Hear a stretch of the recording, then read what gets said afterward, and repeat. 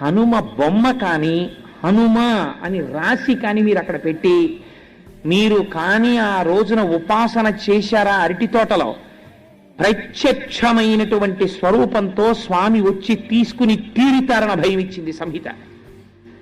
అన్నిటికన్నా ఆయన తొందరగా ప్రీతి దేనివల్ల పొందుతారో తెలుసా అండి?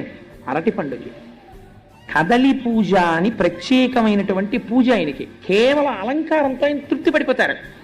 అరటి గెలలిలా దిగేటట్టుగా అలంకారం చేసి అరటి చెట్లు కట్టి అరిటాకులేసి స్వామి చుట్టూ కూడా లేత అరిటాకులు పరిచి మీరు ఆయనకి బాగా ముగ్గిన అరటిపళ్ళు తీసుకొచ్చి అక్కడ పెట్టారనుకోండి, ఏదో ఒక రూపంతో మీకు ఈ కంటికి కనపడిన రూపంతో రాకపోవచ్చు, మీరు గుర్తు పట్టలేరు, కానీ ఏదో ఒక రూపంతో ఆయన వచ్చి తీసుకుని వెళ్ళి తీరుతారు.